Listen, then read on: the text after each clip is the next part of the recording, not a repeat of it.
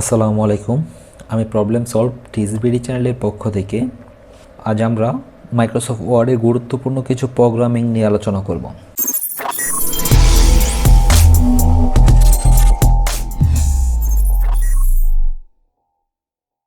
এক নম্বর প্রশ্ন, ডিফল্টভাবে কোনো ডকুমেন্ট কোন জায়গায় সেভ হয়? তো চলুন পরীক্ষামূলকই আমরা দেখি। যখন আমরা কোনো একটা ডকুমেন্ট ওপেন করব এবং কিছু টেক্সট লিখব, এই ডকুমেন্টটা যদি আমি সেভ করতে চাই, আমি কিবোর্ড থেকে Ctrl+S প্রেস করব। প্রেস করার পর এখান থেকে ব্রাউজার যে অপশনটা, আমি ব্রাউজ করলাম। ব্রাউজ করলে যে ইন্টারফেস শো করতেছে, এই ইন্টারফেসে দেখেন এখানে ডকুমেন্ট সিলেক্ট করা। এখন যদি আমি এইখান থেকে এই সেভ বাটনে ক্লিক করি, তাহলে কোন জায়গায় সেভ হইতেছে? ডকুমেন্টে। এই যে আমি লোকেশন নিজের মতো সেট করলাম না, কিন্তু আমার কম্পিউটার সাজেস্ট করলো ডকুমেন্ট, এবং আমি সেভ করলে এটা অটোমেটিকলি ডকুমেন্টে সেভ হইতেছে। এটাতে বলা হয় ডিফল্ট লোকেশন। কোনো ডকুমেন্ট ডিফল্টভাবে কোথায় সেভ হয়? তাহলে আমাদের উত্তর ডিফল্টভাবে ডকুমেন্ট ফোল্ডারে সেভ হয়। ফরম্যাট পেইন্টারের কাজ কি?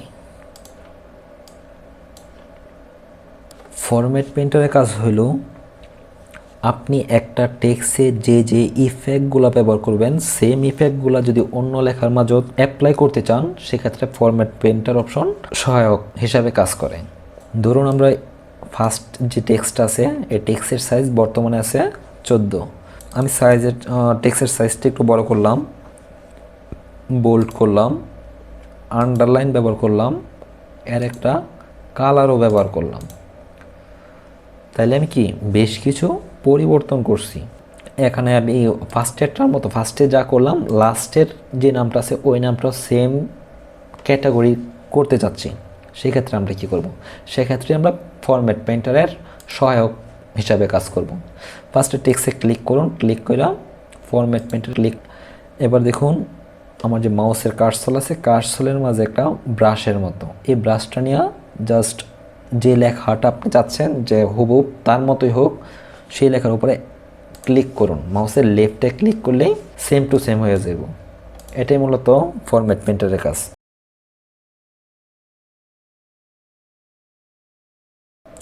মাইক্রোসফট অফিস ওয়ার্ড এর বিভিন্ন ধরনের ভার্সন আছে। কেউ 2003 ভার্সন ব্যবহার করতেছি, কেউ 7, কেউ 10, কেউ 13, কেউ 16, কেউ 19।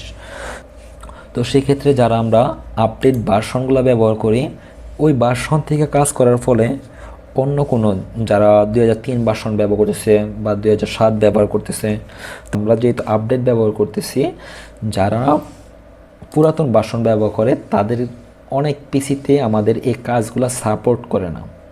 আর সেই জন্য তাদের কম্পিউটারে যেন সাপোর্ট করে, সেই ক্ষেত্রে আমরা এখান থেকে ওয়ার্ড 97/2003 ডকুমেন্ট দিয়ে যদি আমি সেভ করি, তার এখানে সাপোর্ট করব। অথবা আমি যদি চাই স্পেসিফিকভাবে যে কোনো কম্পিউটার সাপোর্ট করতে দেবো এরকম একটা ফরম্যাট নির্ধারণ করার জন্য, সেক্ষেত্রে আমরা সেভ অ্যাজ টাইপ থেকে এখানে পিডিএফ একটা অপশন আছে, পিডিএফ দিয়ে সেভ করা যায়। পিডিএফ দিয়ে করলে যে কোনো ভার্সনে এটা সাপোর্ট করব।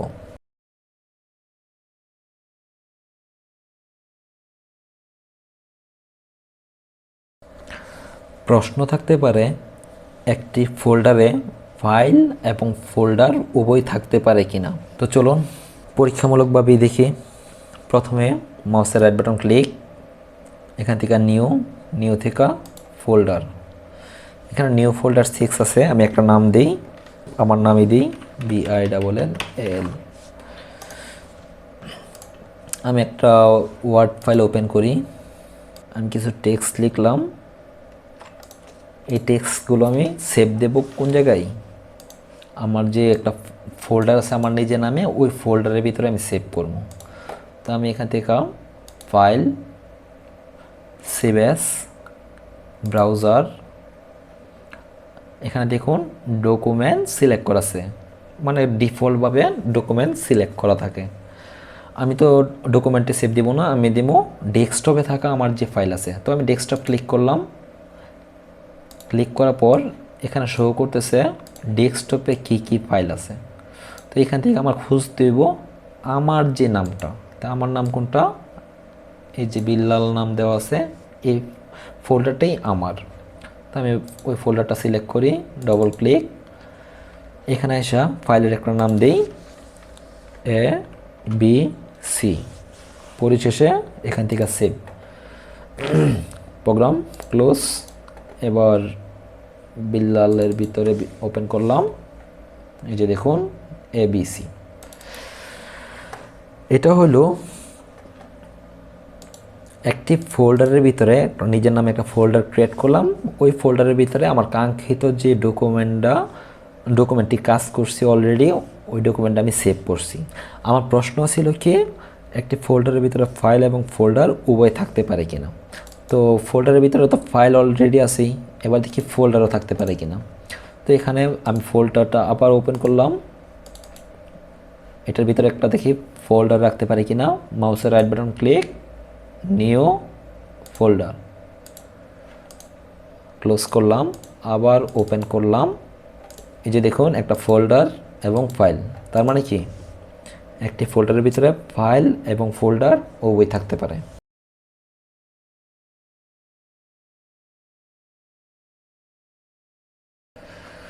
কোনো ডকুমেন্ট বা কোনো ফোল্ডার কিভাবে আমরা রিনেম করব, মানে নামের পরিবর্তন আনবো, হতে পারে ফোল্ডার, হতে পারে ফাইল।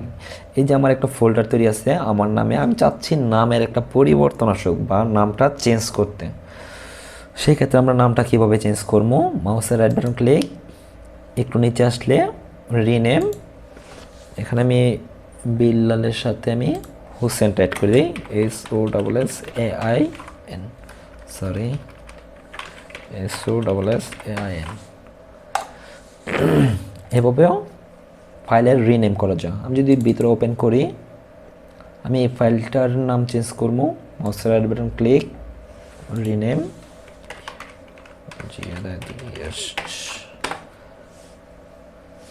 আশা করি খুবই সহজ।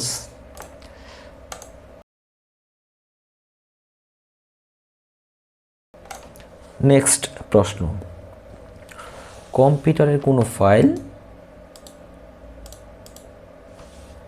যদি আমরা ডিলিট করি, এটা কি সরাসরি ডিলিট হয় না হয় না? আমাদের উত্তর হইব ডিলিট হয় না।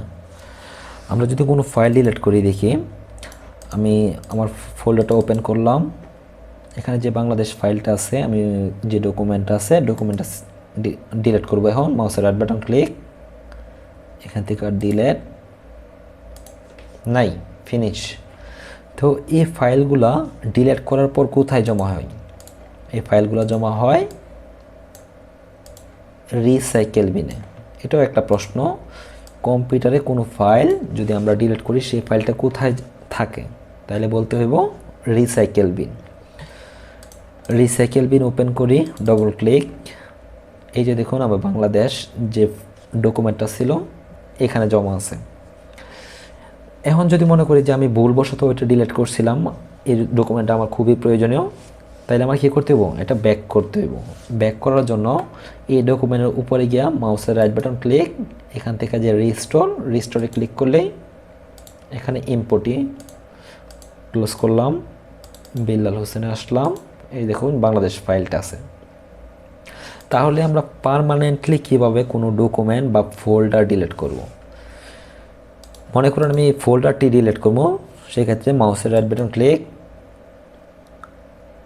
ডিলিট, এটা কোথায় আছে? রিসাইকেল বিনে। এখন যদি মাউসের রাইট বাটন ক্লিক করে রিস্টোর দিই, তাহলে ব্যাক করব। আমার তো উদ্দেশ্য ব্যাক করা না, আমি পার্মানেন্টলি ডিলিট করব। এই পার্মানেন্টলি ডিলিট করার জন্য এই রিসাইকেল বিনের উপরে এসে মাউসের রাইট বাটন ক্লিক, ইম্পোর্ট এ রিসাইকেল বিন একটা অপশন আছে, এখানে ক্লিক করবেন। এখানে yes, are you sure you want to permanently delete this folder? আমি বলবো হ্যাঁ, আমি এটা পার্মানেন্টলি ডিলিট করতে ইচ্ছুক। তো ইয়েস করলাম। এবার রিসাইকেল বিন আবার ওপেন করি, নাই, ভ্যানিশ। তো এইভাবে আমাদের কোনো ফাইল যদি পার্মানেন্টলি ডিলিট করতে চাই, রিসাইকেল বিনে যাওয়ার পর সেম সিস্টেম আবার ইম্পোর্ট রিসাইকেল বিন করতে হইব এবং এটা পার্মানেন্টলি ডিলিট হইব।